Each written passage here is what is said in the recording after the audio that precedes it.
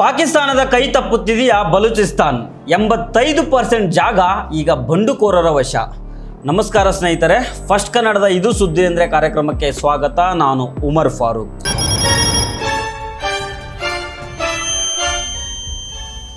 ಇವತ್ತು ನಾವು ಚರ್ಚೆ ಮಾಡ್ತಾ ಇರೋ ವಿಷಯ ನಮ್ಮ ಪಕ್ಕದ ಮನೆ ಪಾಕಿಸ್ತಾನದ ನಿದ್ದೆಗೆಡಿಸಿರೋ ಒಂದು ಬಿಸಿ ಬಿಸಿ ವಿಚಾರದ ಬಗ್ಗೆ. ಪಾಕಿಸ್ತಾನದ ಸೇನಾ ಮುಖ್ಯಸ್ಥ ಜನರಲ್ ಆಸಿಮ್ ಮುನೀರ್ಗೆ ಈಗ ಅಕ್ಷರಶಃ ದಿಕ್ಕು ತೋಚದಂತಾಗಿದೆ.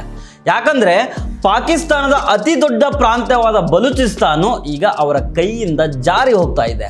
ಇಷ್ಟು ದಿನ ಪಾಕಿಸ್ತಾನಿ ಮಿಲಿಟರಿ ಮಾಡ್ತಾ ಇದ್ದ ದಬ್ಬಾಳಿಕೆಗೆ ಅಲ್ಲಿನ ಜನ ರೋಸಿ ಹೋಗಿದ್ದಾರೆ. ಸೇನೆ ಎಷ್ಟೇ ಪ್ರಯತ್ನ ಪಟ್ಟರೂ ಅಲ್ಲಿನ ಬಂಡಾಯದ ಧ್ವನಿಯನ್ನು ಹತ್ತಿಕ್ಕೋದಕ್ಕೆ ಸಾಧ್ಯ ಆಗ್ತಾ ಇಲ್ಲ.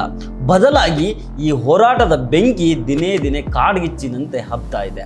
ಪಾಕಿಸ್ತಾನಕ್ಕೆ ಈಗ ಅಕ್ಷರಶಃ ಉಸಿರುಗಟ್ಟುವ ವಾತಾವರಣ ನಿರ್ಮಾಣ ಆಗಿದೆ. ಈ ವಿಚಾರ ಈಗ ಯಾವ ಮಟ್ಟಿಗೆ ತಲುಪಿದೆ ಅಂದರೆ, ಕಳೆದ ವರ್ಷ ಬಲೂಚಿಸ್ತಾನದ ಸ್ವಾತಂತ್ರ್ಯವನ್ನು ಅಧಿಕೃತವಾಗಿ ಘೋಷಣೆ ಮಾಡಿದ್ದ ಪ್ರಮುಖ ಮಾನವ ಹಕ್ಕುಗಳ ಹೋರಾಟಗಾರ ಮಿರರ್ ಬಲೂಚ್ ಅವರು ಕೊಟ್ಟಿರುವ ಹೇಳಿಕೆ ಇಡೀ ಪ್ರಪಂಚದ ಗಮನವನ್ನು ಸೆಳೆದಿದೆ. ಅವರ ಸ್ಪಷ್ಟ ಮಾತಿನ ಪ್ರಕಾರ ಬಲೂಚಿಸ್ತಾನದ ಬರೋಬ್ಬರಿ 85% ಭೂಪ್ರದೇಶ ಈಗ ಪಾಕಿಸ್ತಾನದ ನಿಯಂತ್ರಣದಲ್ಲಿ ಇಲ್ಲ. ನೀವು ಕೇಳಿದ್ದು ನಿಜ. 85% ಜಾಗ ಈಗ ಸಂಪೂರ್ಣವಾಗಿ ಸ್ವಾತಂತ್ರ್ಯ ಹೋರಾಟಗಾರರ ಹಿಡಿತದಲ್ಲಿದೆ. ಇದು ಪಾಕಿಸ್ತಾನದ ಪಾಲಿಗೆ ಅತಿ ದೊಡ್ಡ ಮುಖಭಂಗ ಅಂತ ಹೇಳಲಾಗ್ತಾ ಇದೆ. ಕೇವಲ ಜಾಗವನ್ನು ವಶಪಡಿಸ್ಕೊಳ್ಳೋದು ಮಾತ್ರ ಅಲ್ಲ, ಬಲೂಚಿಸ್ತಾನು ಈಗ ತನ್ನದೇ ಆದ ಪ್ರತ್ಯೇಕ ರಾಷ್ಟ್ರಗೀತೆ, ತನ್ನದೇ ಆದ ಹೊಸ ರಾಷ್ಟ್ರಧ್ವಜ ಹಾಗೂ ಹೊಸ ಕರೆನ್ಸಿಯನ್ನು ಕೂಡ ಅಳವಡಿಸಿಕೊಂಡಿದೆ. ಅಂದರೆ ಬಹುತೇಕ ಒಂದು ಹೊಸ ದೇಶನೇ ಅಲ್ಲಿ ಸೃಷ್ಟಿಯಾಗ್ತಾ ಇದೆ. ಇಷ್ಟೇ ಅಲ್ಲ, ಪಾಕಿಸ್ತಾನದ ಆರ್ಥಿಕತೆಗೆ ಜೀವನಾಡಿಯಾಗಿದ್ದ ಬಲೂಚಿಸ್ತಾನದ ಅಪಾರ ನೈಸರ್ಗಿಕ ಸಂಪತ್ತು ಕೂಡ ಈಗ ಹೋರಾಟಗಾರರ ಪಾಲಾಗಿದೆ. 150ಕ್ಕೂ ಹೆಚ್ಚು ಅನಿಲ ಕ್ಷೇತ್ರಗಳು, 1200 ಕಲ್ಲಿದ್ದಲು ಗಣಿಗಳು ಮತ್ತು ಲೆಕ್ಕಕ್ಕಿಲ್ಲದಷ್ಟು ಚಿನ್ನ ಹಾಗೂ ತಾಮ್ರದ ಗಣಿಗಳನ್ನು ಬಲೂಚ್ ಹೋರಾಟಗಾರರು ತಮ್ಮ ಕಂಟ್ರೋಲ್ಗೆ ತೆಗೆದುಕೊಂಡಿದ್ದಾರೆ. ಮಿರರ್ ಬಲೂಚ್ ಅಂತೂ ಇಡೀ ಅಂತಾರಾಷ್ಟ್ರೀಯ ಸಮುದಾಯಕ್ಕೆ ಓಪನ್ ಆಗಿ ಕರೆ ಕೊಟ್ಟಿದ್ದಾರೆ. ಬಲೂಚಿಸ್ತಾನದ ಸ್ವಾತಂತ್ರ್ಯವನ್ನು ಗುರುತಿಸಿ ಅಂತ ಹೇಳಿಕೊಂಡಿದ್ದಾರೆ.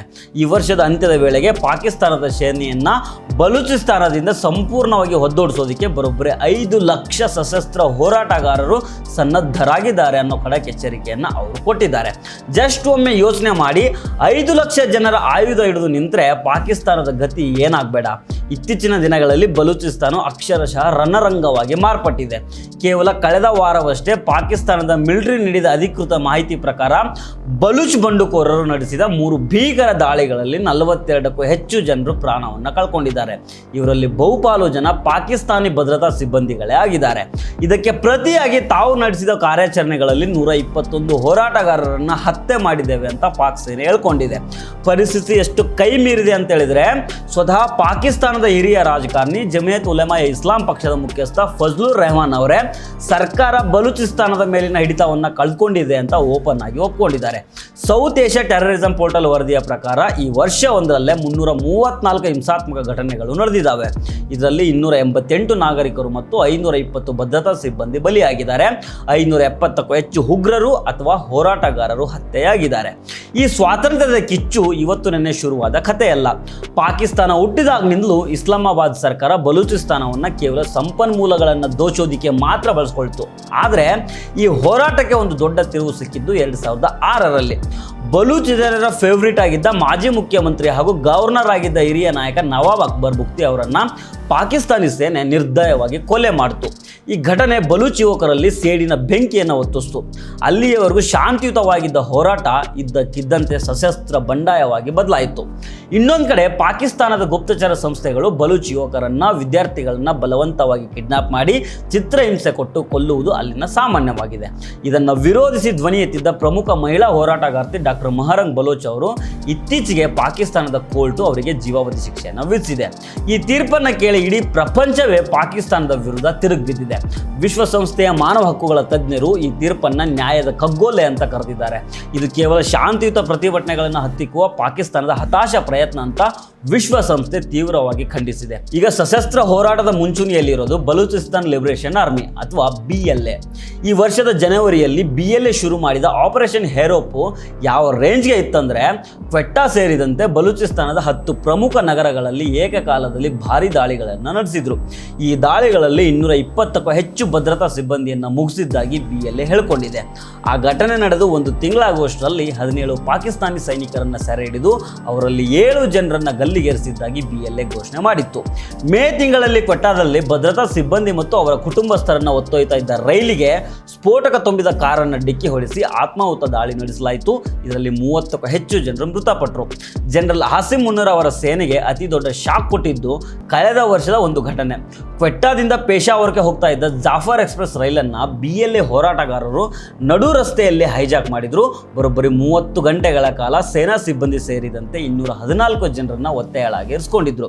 ಪಾಕಿಸ್ತಾನಿ ಸರ್ಕಾರ ಕೈದಿಗಳ ಬಿಡುಗಡೆಗೆ ಒಪ್ಪದ ಕಾರಣ ಒತ್ತೆಯಾಳಾಗಿದ್ದ ಎಲ್ಲಾ ಮಿಲಿಟರಿ ಸಿಬ್ಬಂದಿಗಳನ್ನು ಹತ್ಯೆ ಮಾಡಿದ್ದಾಗಿ BLA ಹೇಳಿಕೊಳ್ತು. ಆದರೆ ಪಾಕಿಸ್ತಾನಿ ಅಧಿಕಾರಿಗಳು ಮಾತ್ರ 18 ಸೈನಿಕರು ಮೃತಪಟ್ಟಿದ್ದಾರೆ ಮತ್ತು 340 ಪ್ರಯಾಣಿಕರನ್ನ ರಕ್ಷಣೆ ಮಾಡಲಾಗಿದೆ ಅಂತ ಕತೆ ಕಟ್ಟಿದ್ರು. ಏನೇ ಆದರೂ ಈ ಘಟನೆ ಪಾಕಿಸ್ತಾನಿ ಸೇನೆಯ ಅಸಹಾಯಕತೆಯನ್ನ ಇಡೀ ಜಗತ್ತಿನ ಮುಂದೆ ಬೆತ್ತಲು ಮಾಡಿತು. ಈ ಕಡೆ ಬಲೂಚಿಸ್ತಾನದಲ್ಲಿ ಬೆಂಕಿ ಹೊತ್ತಿದ್ರೆ ಆ ಕಡೆ ಪಾಕಿಸ್ತಾನ ಆಕ್ರಮಿತ ಕಾಶ್ಮೀರ ಅಂದ್ರೆ POKನಲ್ಲೂ ಜನರ ಆಕ್ರೋಶ ಕಟ್ಟೆ ಹೊಡೆದಿದೆ. ಈ ಹಿನ್ನೆಲೆಯಲ್ಲಿ ಅಂತಾರಾಷ್ಟ್ರೀಯ ವೇದಿಕೆಗಳಲ್ಲಿ ಭಾರತ ಕೂಡ ಪಾಕಿಸ್ತಾನದ ವಿರುದ್ಧ ಸಿಡಿದೆದ್ದಿದೆ. ಪಾಕಿಸ್ತಾನವು ಈ ಪ್ರದೇಶದಲ್ಲಿ ದಶಕಗಳಿಂದ ಮಾಡ್ತಾ ಇರುವ ವ್ಯವಸ್ಥಿತ ಶೋಷಣೆ, ಆಡಳಿತಾತ್ಮಕ ದಬ್ಬಾಳಿಕೆ ಮತ್ತು ಮೂಲಭೂತ ಹಕ್ಕುಗಳ ಕಸಿವಿಕೆಯ ನೇರ ಪರಿಣಾಮವೇ ಇವತ್ತು POKನಲ್ಲಿ ನಡೀತಾ ಇರುವ ಪ್ರತಿಭಟನೆಗಳು ಅಂತ ಭಾರತದ ಪ್ರತಿನಿಧಿಗಳು ವಿಶ್ವಸಂಸ್ಥೆಯಲ್ಲಿ ಗುಡುಗಿದ್ದಾರೆ. ಜನರ ನ್ಯಾಯಯುತ ಬೇಡಿಕೆಗಳನ್ನು ಕೇಳುವ ಬದಲು ಪಾಕಿಸ್ತಾನ ಸರ್ಕಾರ ಪೊಲೀಸ್ ಕ್ರೌರ್ಯದ ಮೂಲಕ ಅವರನ್ನು ಹೊಸಕಿ ಹಾಕೋದಕ್ಕೆ ಟ್ರೈ ಮಾಡ್ತಿದೆ ಅಂತ ಭಾರತ ತರಾಟೆಗೆ ತೆಗೆದುಕೊಂಡಿದೆ. ಒಟ್ಟಾರೆಯಾಗಿ ಹೇಳೋದಾದ್ರೆ ಬಲೂಚಿಸ್ತಾನ ಇವತ್ತು ಒಂದು ಅಂತಿಮ ಘಟ್ಟವನ್ನು ತಲುಪಿದೆ. 85% ಭೂ ಪ್ರದೇಶವನ್ನು ಕಳ್ಕೊಂಡಿರುವ ಪಾಕಿಸ್ತಾನಕ್ಕೆ ಈಗ ದಿಕ್ಕು ತೋಚದಂತಾಗಿದೆ. ಒಂದು ಕಡೆ 5 ಲಕ್ಷ ಹೋರಾಟಗಾರರ ಬೃಹತ್ ಪಡೆ, ಮತ್ತೊಂದು ಕಡೆ ಜಾಗತಿಕ ಮಟ್ಟದಲ್ಲಿ ಎಸ್ತಾ ಇರುವ ಮಾನವ ಹಕ್ಕುಗಳ ಆಯೋಗದ ಒತ್ತಡ. ಜನರಲ್ ಆಸಿಮ್ ಮುನೀರ್ ಎಷ್ಟೇ ಬಲ ಪ್ರಯೋಗ ಮಾಡಿದ್ರು ಬಲೂಚ್ ಜನತೆಯ ಪ್ರಜಾಸತ್ತಾತ್ಮಕ ಹಕ್ಕುಗಳನ್ನು ಅವರು ಕಸಿದುಕೊಳ್ಳೋದಕ್ಕೆ ಸಾಧ್ಯ ಆಗ್ತಾ ಇಲ್ಲ. 1971ರಲ್ಲಿ ಬಾಂಗ್ಲಾದೇಶ ವಿಭಜನೆಯಾಗಿ ಹೇಗೆ ಹೊಸ ದೇಶ ಹುಟ್ಕೊಳ್ತೋ ಅದೇ ರೀತಿ ಬಲೂಚಿಸ್ತಾನ್ ಕೂಡ ಪಾಕಿಸ್ತಾನದಿಂದ ಪ್ರತ್ಯೇಕವಾಗಿ ಒಂದು ಹೊಸ ಸ್ವತಂತ್ರ ರಾಷ್ಟ್ರವಾಗಿ ಉದಯಿಸುವ ಎಲ್ಲ ಲಕ್ಷಣಗಳು ದಟ್ಟವಾಗಿ ಗೋಚರಿಸ್ತಾ ಇದ್ದಾವೆ. ಪಾಕಿಸ್ತಾನದ ಈ ಆಂತರಿಕ ಬಿಕ್ಕಟ್ಟು ಮುಂದಿನ ದಿನಗಳಲ್ಲಿ ಯಾವ ತಿರುವನ್ನು ಪಡೆದುಕೊಳ್ತದೆ ಅನ್ನೋದನ್ನು ನಾವು ಕಾದು ನೋಡಬೇಕಾಗಿದೆ. ಇದರ ಬಗ್ಗೆ ನಿಮ್ಮ ಅನಿಸಿಕೆ ಏನು? ಪಾಕಿಸ್ತಾನ 2ನೇ ಬಾರಿಗೆ ಇಬ್ಬಾಗ ಆಗುತ್ತಾ? ಕಾಮೆಂಟ್ ಮಾಡಿ ತಿಳಿಸಿ. ಮುಂದಿನ ವಿಡಿಯೋದಲ್ಲಿ ಮತ್ತೊಂದು ಇಂಟ್ರೆಸ್ಟಿಂಗ್ ವಿಚಾರ ಜೊತೆಗೆ ಸಿಗೋಣ. ನಮಸ್ಕಾರ.